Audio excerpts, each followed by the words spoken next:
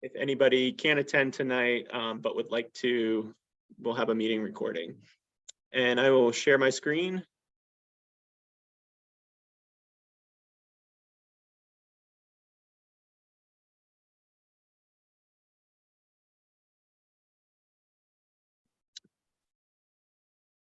Okay, how's my screen look? Can you see it?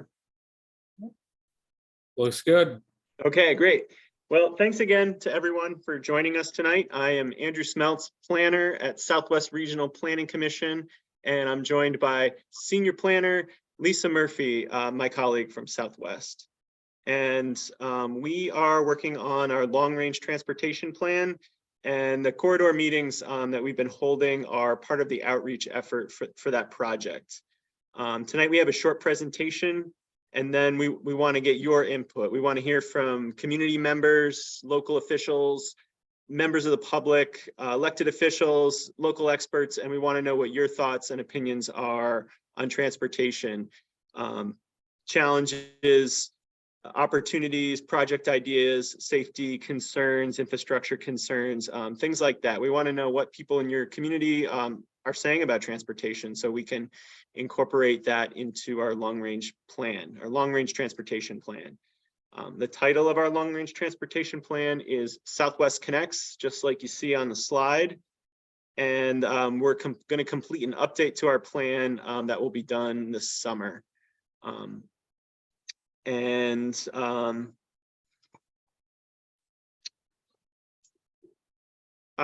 going to start the meeting with a high-level overview of the corridor. That'll last about 15 minutes, and then we'll have discussions, and that will be your opportunity to jump in and make a comment. You can also feel free to ask questions and make comments as we go through the presentation. Feel free to unmute and say something if you'd like to. Lisa and I work for Southwest Region Planning Commission. It's one of the 9 regional planning commissions in the state. A key role of the regional planning commissions is to create and update a long-range transportation plan for the region. A long-range transportation plan is a document that seeks to understand the current conditions, to address future demands for transportation, and to address the needs of the needs of the population. So Southwest Connects is our document, and it's available online if anyone would like to read it. It's on our website. You can read the current version, and by this summer we'll have an updated version. And yeah, as I mentioned, we want to sort of accurately reflect what people in the community think and feel about transportation systems. So we hope that you will share your opinions and thoughts as we go. So in 2014, at the suggestion of New Hampshire DOT, SWRPC changed the structure of the long-range transportation plan to a corridor-based plan. The old plan was a sub-regional plan that looked at all 34 towns individually. The new model is focused on corridors. There are 8 major transportation corridors identified in Southwest New Hampshire, and corridors connect major destinations within the region, and they connect Southwest New Hampshire to other states. And the corridor-based approach is beneficial to us because the corridors mirror the predominant movement of people and goods. Corridors give us a chance to engage with regional stakeholders, and corridors, the regional corridor level analysis gives you a chance to look at factors such as land use and economic development that are usually administered at a local level, but they have regional implications for transportation. There are 5 towns that are considered part of this corridor: Antrim, Bennington, Greenfield, Hancock, and Peterborough. Route 202 is the principal highway or backbone of this corridor. There are approximately 18.4 miles of Route 202 on the corridor, starting in Peterborough at the junction of Route 101 and heading north to the border of Antrim. Antrim and Hillsborough border.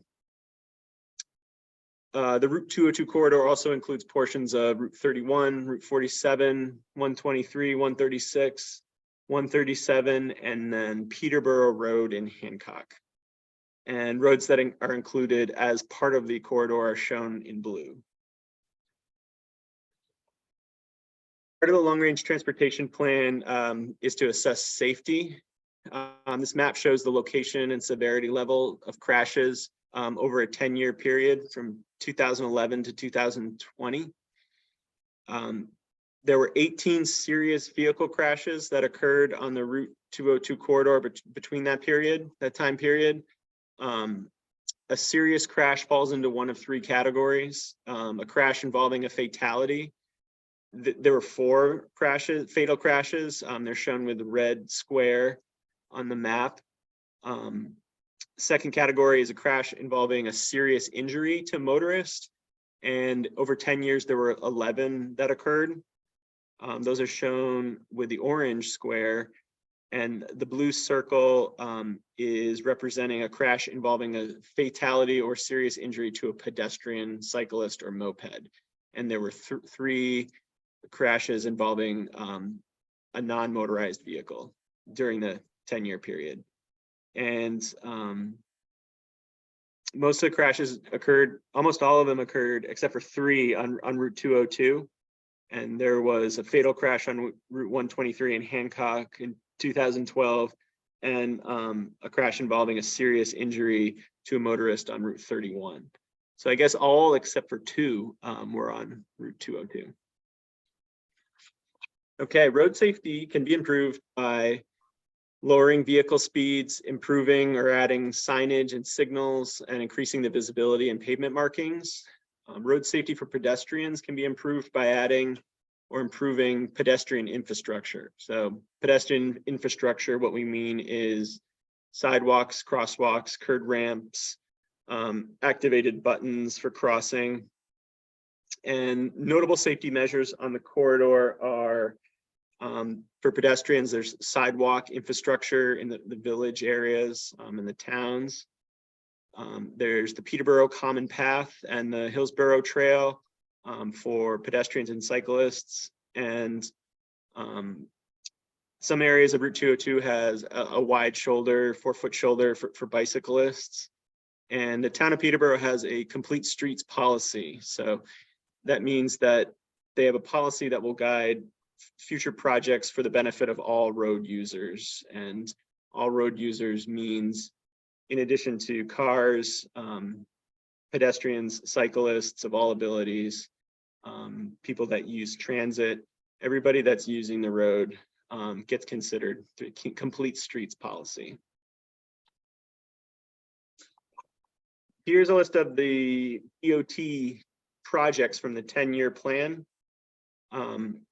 This list does not include resurfacing and paving projects. So this is sort of their major construction projects.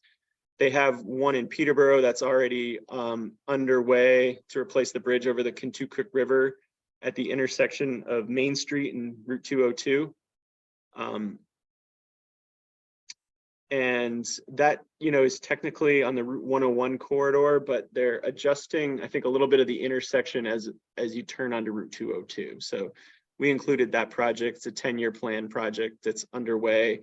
In Peterborough, they're also planning to replace the bridge over the Kentucky River at the intersection of Main Street and 202. So a little ways north of the current construction project. They have another one that's in the design phase.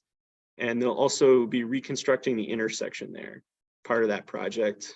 North of the location in Peterborough, there's another bridge over the Kentucky River where routes 202 and 123 meet Route 136. And that bridge is being replaced. It's in the design phase as well.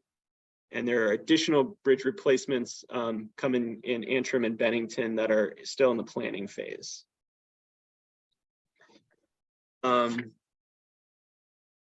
Peterborough has been a regional leader in recognizing and implementing transportation safety projects and projects for bicycle and pedestrian improvements.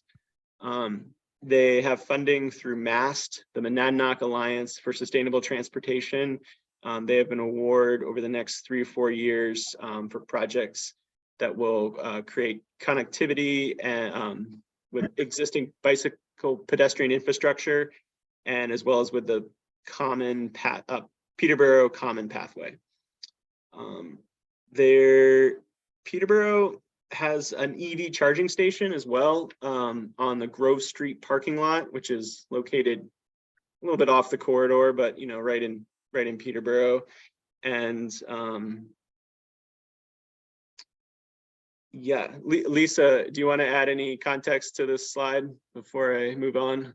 The Grove Street parking lot, the next slide will, if you want to jump to that and come back to this. Okay.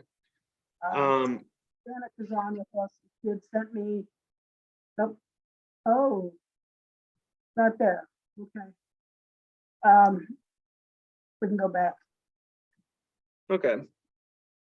Well, the picture didn't make it. Sorry about that, Danica. But there are some improvements that they've made at the Grove Street parking lots that are, Danica may be able to, do you want to jump in and explain what improvements have been done since my notes aren't here? Yeah. So the Grove Street parking lot, we started to kind of wrap up beginning of COVID. We put in the EV charging stations, probably finished those towards the end of 2021. The one main thing that really dropped off our radar there was getting the landscaping in. So it's a little bit barren looking right now, but for the most part, we're happy to have an EV charging station, additional parking. There is a bus stop there because at the beginning of COVID, we had some promise, loosey-goosey promise that there would be a connection with Greyhound between Nashua and Keene. They ultimately disbanded that idea when COVID ramped up. So we have an unused bus stop right now, but we're hopeful that in the future something would happen with it. And through the downtown visioning process that we've been doing with the MAST grant that we have, we did do some visioning around the parking lot area to just kind of make it a little bit more visually appealing, but also add some public amenities like child's play structures or park benches here and there. Thank you. Yep. That's great. Thank you, Danica. The Peterborough, EV charging station is one of the only public charging stations in the area, at least according to the federal map of charging stations that I looked at recently. So way to go, Peterborough. That's great. We hope we get the bus. Heard about how the bus was sort of supposed to come, but then it didn't work out. And there's certainly a demand for transit and a lack of it. So we're hoping for more transit options someday. We use traffic count data to monitor changes in traffic over a 6-year period. These are the locations where SWRPC has collected traffic count data for NHDOT that are on the corridor, the Route 202 North corridor. AADT stands for average annual daily traffic. It's basically the number of cars per day. And sort of the baseline got collected in 2013 or 2012. And then the newer data is from 6 years later. And there are significant increases in traffic volume at all 3 locations in Hancock, ranging from 11.7 to 16.8, and a 10% increase in traffic volume in Peterborough on Route 202 and 123 south of Sand Hill Road. 10.8% increase in Greenfield as well. So this is pretty typical of the region over the last 6 years or so. Traffic is increasing. It's increasing everywhere. 10%. It seems like it's kind of the norm. So more people, more cars. There are approximately 5,901 people travel daily from outside the corridor inside for work, and they travel outside the corridor into one of the 5 towns identified as part of the corridor. 3,257 people live and work on the corridor, and 4,748 live in the corridor and travel outside to work somewhere else. The top locations that people in the corridor travel to are Nashua, Concord, Milford, and Manchester. On the top destinations Within the corridor are Peterborough and Greenfield. So population increases are going to increase the number of people commuting and the number of people that use the corridor. And from 2010 to 2019, there was a 4.3% overall increase in population across the 5 towns that comprise the corridor. The greatest population increase was in Peterborough, 6.6%, and Greenfield, 5.7%. Population projections indicate that the corridor population will continue to grow, and it's predicted to increase by 8.8% by 2040. And Peterborough and Greenfield are expected to grow the most. Greenfield's population is expected to increase by 14.3%, and Peterborough's 12.2% by 2040. So more people coming and more cars on the road. Just going to.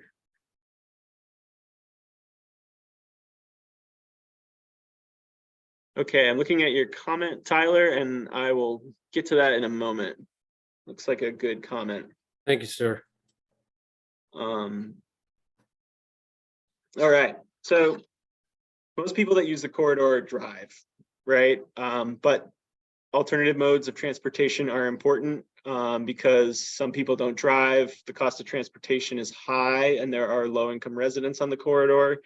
And also, people are making predictable trip patterns between locations. So it can be supplemented by rideshare or transit. And there is no transit, as we were discussing with Danica, but Peterborough is working on it. So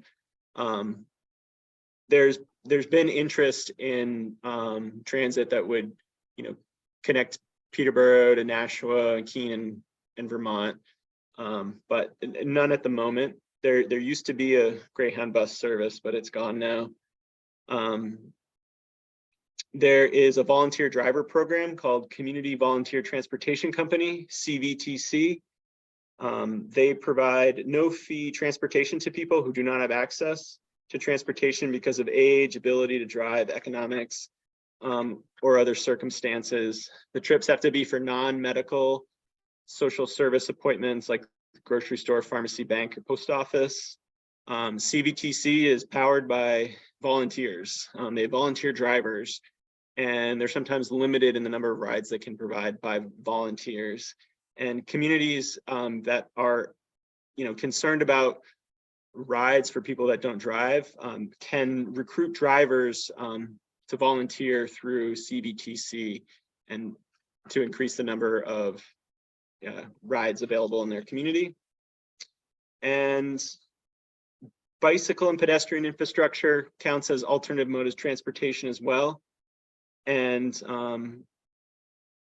there are a couple of great trails that kind of parallel Route 202, the Peterborough Common Path and the Hillsborough Trail, as well as sidewalks and other trails throughout the corridor.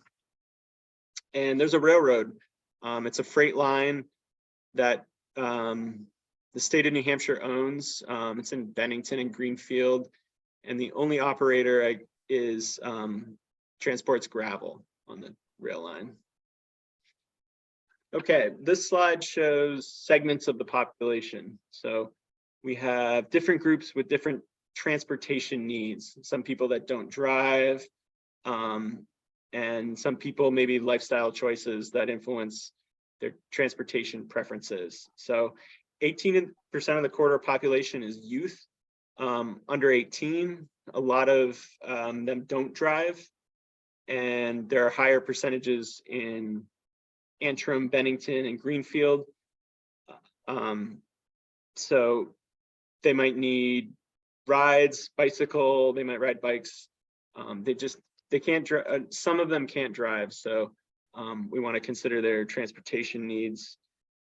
Young adults, higher percentage in Antrim, Bennington, Greenfield, and across the corridor, they make up 16% of the population. Seniors make up 23% of the corridor population, and there are higher concentrations in Hancock and Peterborough.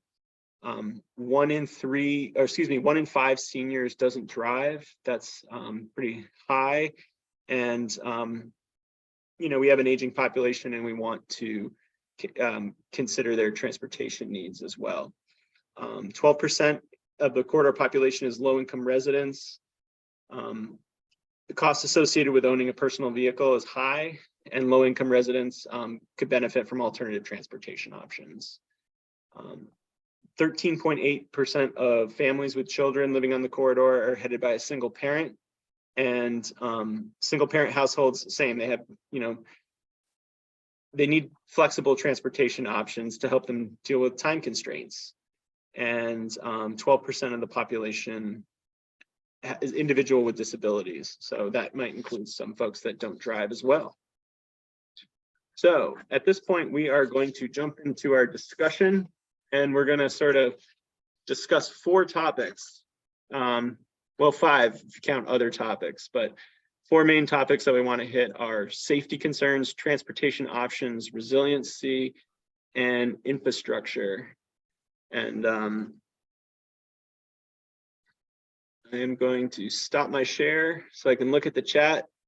So Tyler's put a comment in the chat that I'll read. It says, in my role, I believe the biggest concern are the intersection of 202 and Forest Road and the major intersection north of Elmwood, mostly due to sight line issues, even after DOT removed the island.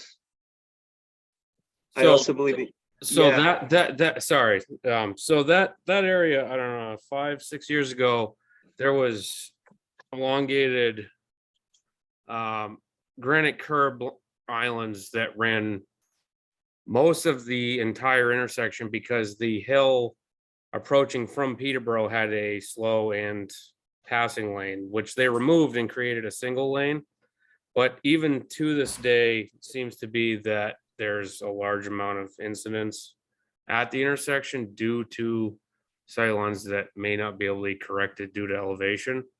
The other issue that I've seen, and I know that our EMD in Hancock is on at the moment, it seems like mostly due to sightlines towards the Bennington Way that the north and south Elmwood intersection seems to be kind of a concern.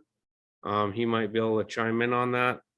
And only because I'm live in the area that the 202 and 31 intersection looking towards the Antrim direction seems to be kind of a concern, which I'm sure with the DOT right of way could be alleviated with some light dirt work. Yeah, that's good. Those are great comments. That's exactly the kind of thing we're looking for. And the one about Forest Road, DOT took out did they do that as part of a paving project? No, they did it before the paving project as kind of Okay. a district project. It was kind of a 408, 409 Hancock Greenfield patrol shed project. They trimmed back the one side about 5 or 6 feet to remove most of the shoulder, pulled out the islands, paved the center, and then they changed the speed limit. But there's definitely been some concerns there, but it's mostly because when you pull up the intersection, no matter which side you pull up from, you've got turning lanes, but the elevations don't quite match for the drivers nowadays. Mm-hmm. The north and south Elmwood one, south Elmwood's probably a little better. North Elmwood side is due to the guardrail takes some of your sight line, and then there's a tree line that takes the rest of it. I know that there was a pedestrian, that was one of the bicycle pedestrian incidents this last season. So do you think that the removal of the islands had an impact on speed? I don't remember. I believe it was 50, 55, and I believe they changed it to 50 when they removed the islands. Actually, this is Keith Nason, EMD in Bennington. Sorry, it was actually downgrade. I believe it was a 40 and they increased the speed to 50 in that area. Yeah, Keith is completely correct on that. Sorry. Hi Keith, good to see you on here. How are you? I see we have a hand up. Jim, do you want to share a comment? Yeah, I got a couple of thoughts. And one is just a couple of things going on that I think are going to impact the numbers a little bit. First of all, Vail has made a sizable investment in Crotchet. So coming from 47 into 202 is a pretty popular route, especially in the winter. And just, I mean, I worked there. The numbers are, I believe, are substantially higher this year than they have been in the past. And so I think that that's going to cause an increase in that corridor's usage.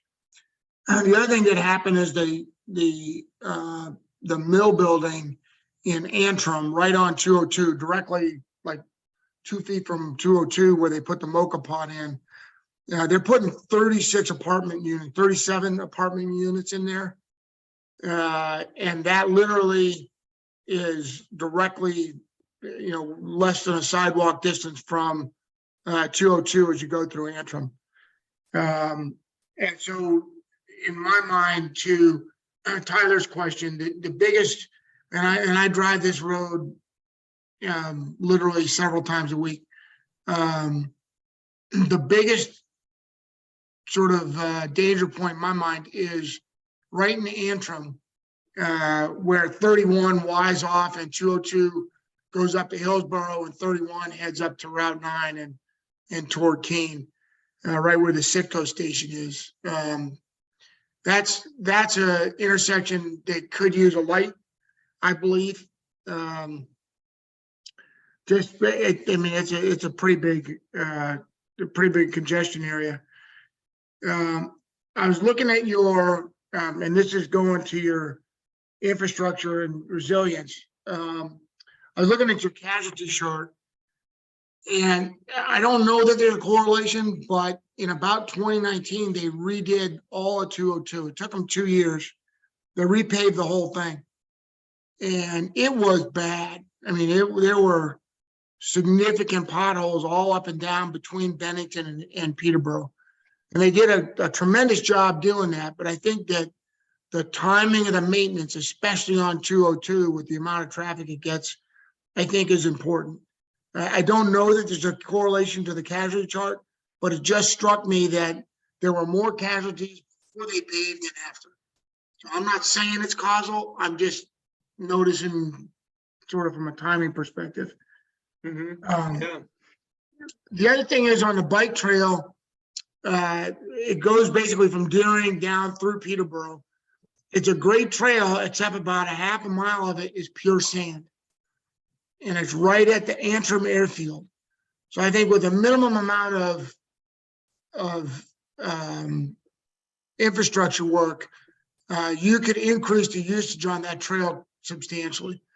And because the bottom line is, it's not easily traversable on a regular bike for about a half a mile. But if you fix that half a mile, then all of a sudden you've got a lot more trafficability on bike. I don't know how much that would be used, but I know it would help. That's the Hillsborough Trail. That's the hills. Yeah, Is that the technically it rail starts trail? at Deering. It's Is an that old the rail rail trail. trail? It goes right by the airfield. Yeah, my property borders that. I watch it every day. I wouldn't ride my bike out there with all the off-road vehicles out there, but that's me personally. Yeah. I watch it every day. I got 5 acres that border that, and I can see it from my house and hear it every day. It's not a bike or walk friendly. Before we go on, I want to share my screen again so I can show you a map we made. Where'd it go? So this is a map that we made, and we use it to record points. And it's a public map, so if you're coming across, I'm gonna log the comments that we received tonight into the map as points. But if you think of something later and you want to sort of send it to us, you can use this map. I put the URL in the chat. If you scroll up to the very first, the very top of the chat, you'll see the link there. And what you can do is real simple. You just click add a point, and you can stick a point anywhere you want and leave a description and a picture on it. And you can also look at other people's points, and if you like what they wrote, you can like it, the heart button, or you can leave a comment on somebody's existing point. So everyone is encouraged to check that out. And again, I have the link to it in the chat up near the top of the chat. So. Well, I have some questions for Jim. Can you all hear me? What's up? Can you all hear me? No, No. All right. Can you hear me now? yeah, barely. Go ahead. Okay. So you made some comments, Jim, that I just want to clarify because I'll be including them in our report. You said that there is a 37 unit apartment complex. What stage of development is that? Is it currently being built? Yeah, so it's been approved. It's been approved and it's in the planning phase, but you've already got the mocha pot that's in there, which is doing a great amount of business, but it's literally right on 202. And then you've got 3 or 4 arts and craft type businesses in that building already. But they're looking at a year to a year and a half before it's occupiable, based on my last discussion. Yeah, I'd agree. Main Street, all the way up that hill, all the way up Main Street is so dangerous now. There's no parking. The sidewalks, you can't see people getting, into the crosswalks. That Citgo station's a nightmare, but if you put a light out there, it's going to be even worse because people can't get in and out of there already. Yeah. And you're going to back up traffic down 202. But yeah, I agree. Antrim's a nightmare. Another question I have for you, Jim, is you had mentioned that there needs to be a light near the Y at where 31 Y's off. Yeah, that's what Keith was just saying, and he's right. That a light there at the Citgo station, the benefit is it slows people down. The traction is then you get backed up traffic all the way through Antrim. So, But you also get it backed up into that parking lot, which is already a nightmare to begin with. Yeah, where the grocery store is. Yeah. Yeah, I don't know what you do to fix that. I agree with you, but I don't know. Yeah, I don't know what you do. Yeah, fair enough. Fair enough. They- Maybe a yellow light or something. I don't know. Yeah, but Do you- Main Street is a nightmare. It's gonna get worse and worse. I agree 1,000% on that. Yeah, you got the logging trucks going up through there. Mhm. Stop at Edmonds. Yep. And the other problem you have going from Main Street Antrim all the way over towards Hancock is it's a 50-mile-an-hour zone, which is fine, but every turn point, whether it be Dollar General, whether it be Rhymes, whether it be Antrim Road towards the paper mill, there's no good turn lanes at all, especially like if you're trying to take a left towards the paper mill, there's a little piece of dirt that you can try to get around cars, but it's a 50 and people just don't pay attention. So there are issues up that whole stretch. Not nearly as bad as, Main Street Antrim, but I think you do have some issues all the way through. Yeah, the paper mill turnoff will be interesting. I noticed that they're planning on tearing down that bridge, the old railroad bridge there at the paper mill. That's only going to increase. That's a 1-lane road there. You have to wait for people to go under the bridge. And we're always pulling trucks out. Yeah. And once you take down that bridge, and that'll be pretty popular route I think more so going to Bennington. Yeah, I would agree. I would agree, especially with the bigger trucks. Oh, yeah. Yep. We just had a 3-car bang up at that intersection yesterday. So Lisa, from an infrastructure perspective, you know, potentially widening that, just that turnoff on 202 into the paper mill,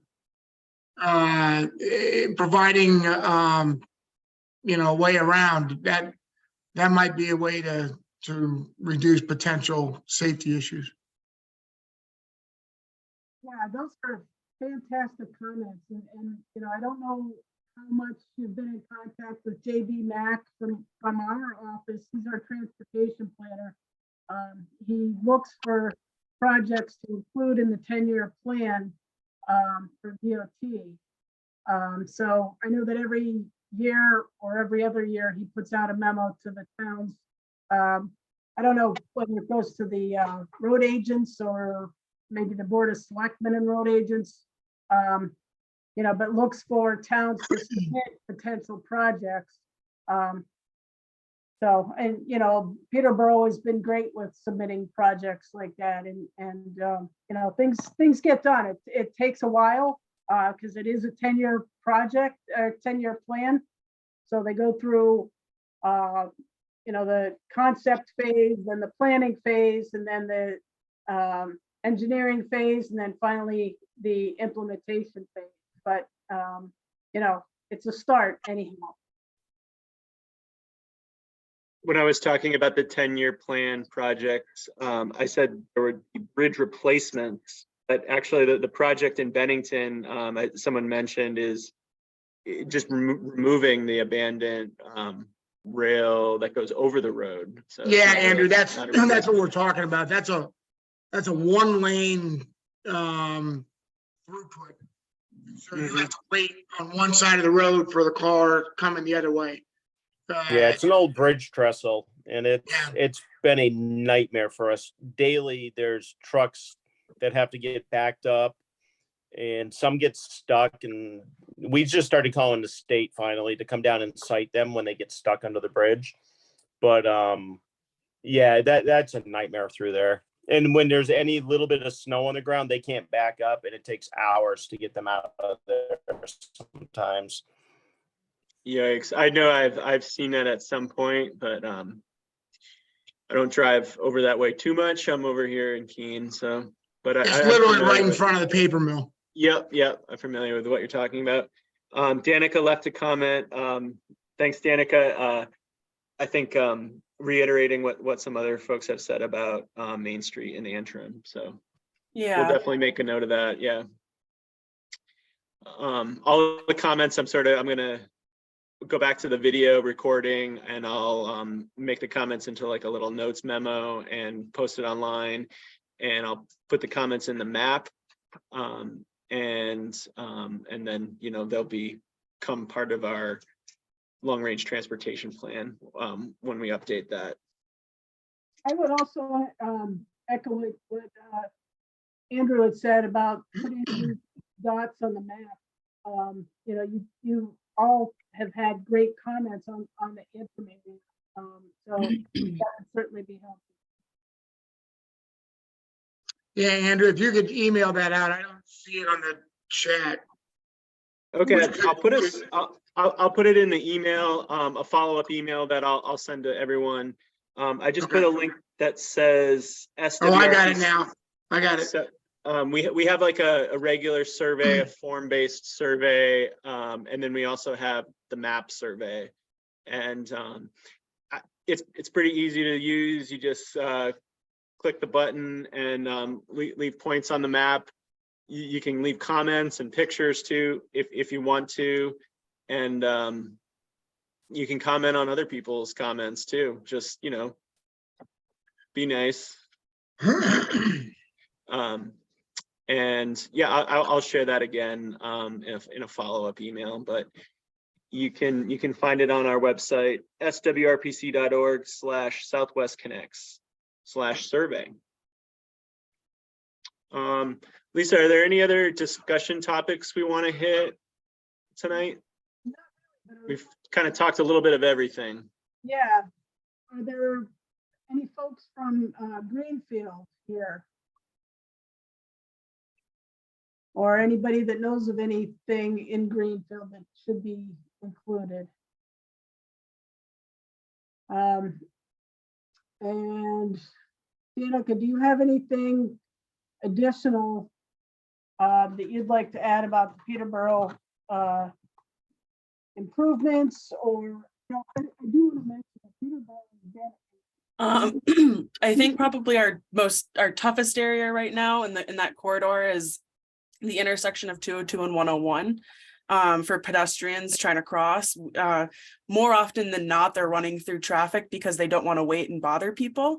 We have a lot of people who walk to work in the Ocean State Job Lot Plaza from downtown, which is fantastic, but more often than not, they're not waiting.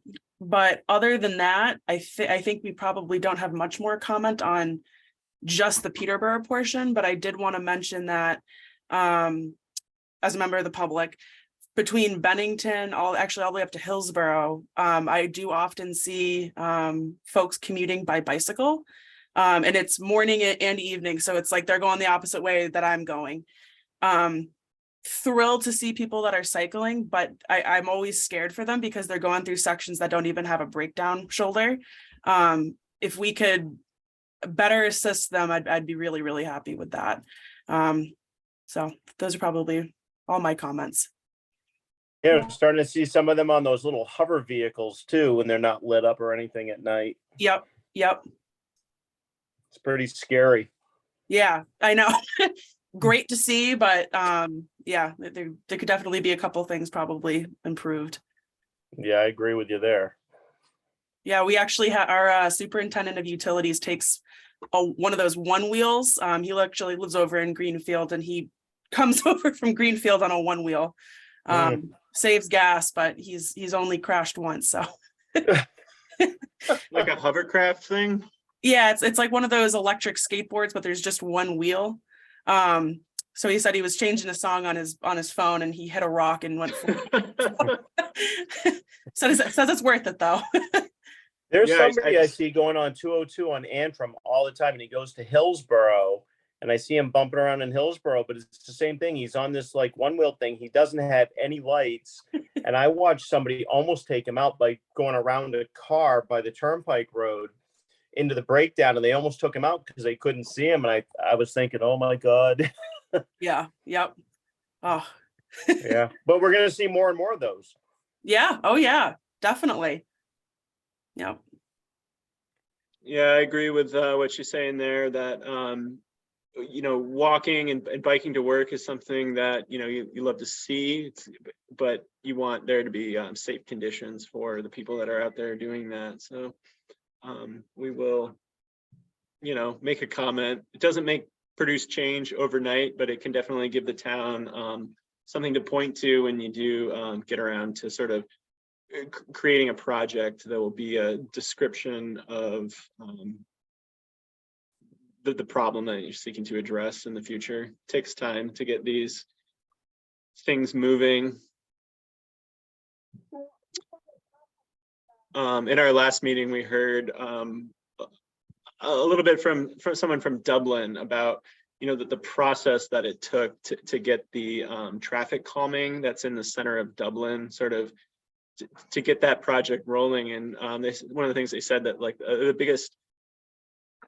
one of the big steps they had to take was just outreach and education to the public and sort of get everybody on board with it. And before they could, they had to sell the project before they could actually create the project. So outreach is an important part of that.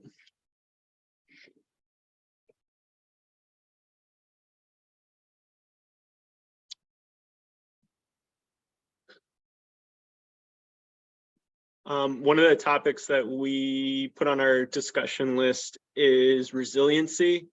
So it's kind of a little bit of a tricky topic, but basically what we're looking for is, we're seeing floods and other types of damage. And are there areas of the corridor that anyone feels are susceptible to a natural disaster like flooding or a human-caused disaster, or are there any kind of concerns about resiliency that anyone has?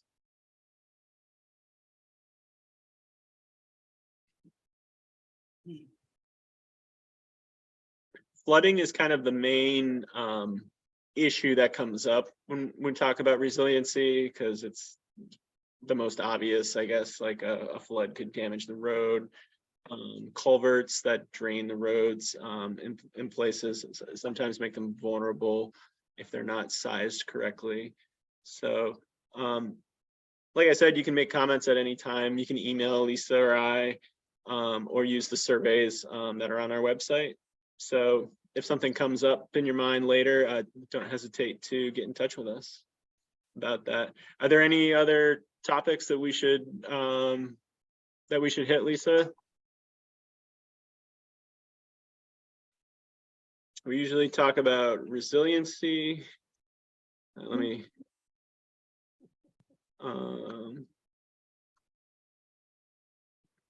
look at my list. Resiliency, transit options, infrastructure and safety concerns. And you know, transit, we've already hit on that, nailed on that a little bit, that there isn't any. But Peterborough is working on it. So way to go, Peterborough. Thank you for your work. We're trying. We did do some master plan visioning this past year, and there was a very strong support for seeing some type of a shuttle that went to surrounding towns, not necessarily to Boston or to Portsmouth, but just hopped around to Jaffrey, to Greenfield, to Hancock. And I think that was kind of an interesting outcome to see that was the most preferred form of transit over connections to Boston or New York. So we're trying. Someone with a shuttle somewhere. Yeah. There's, you know, SWRPC has done different studies, and there's certainly shown to be a demand for transit, but, you know, the Greyhound, the commercial providers can't really make the numbers work. So, Yeah. Yep. I remember when I was a kid being able to take a bus from Keene to Boston. Pretty sure you could stop in Peterborough, Nashua, Manchester, all had bus routes. So, we've been there in the past, and maybe they'll be back again. Hopefully, yeah. And Tyler commented that Monadnock Community Hospitals in Peterborough, and yeah, I was just thinking like linking up transit to the hospital to help people get to their appointments would be That's a great helpful, solution. Yeah. obviously. Wonder if they'd be interested in partnering on something. I know that a lot of the transit in Keene, there's like a city transit, and it's run by HCS, Home Healthcare Hospice and Community Service, and sort of their mission really around transit is getting people to medical service. I mean, they have other transit services as well, but that's kind of their primary mission, I believe. So Sure.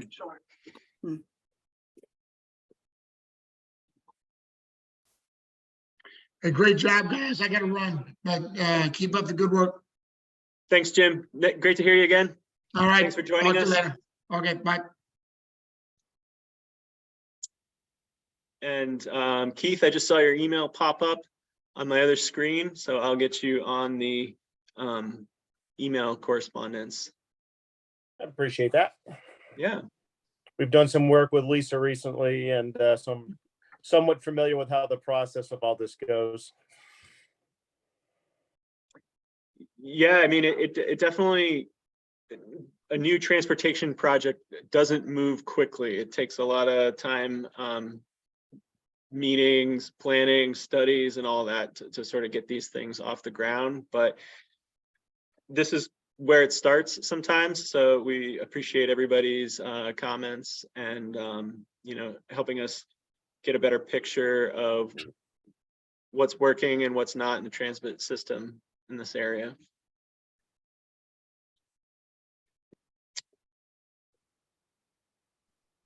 All right, Lisa, is there anything else we should hit before we wrap it up? All right, does anybody have any final thoughts or comments?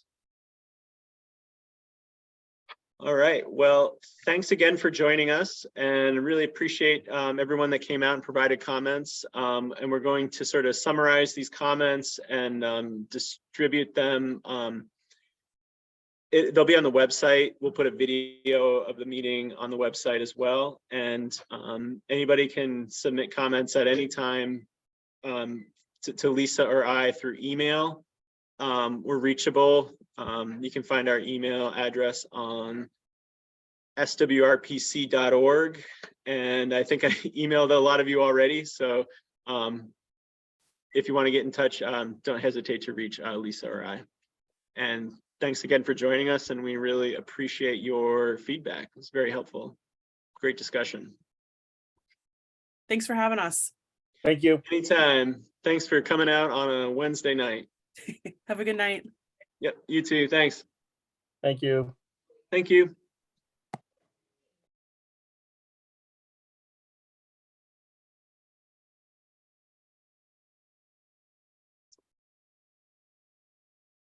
All right, I'm going to sign off, so we'll leave it there. Thanks again.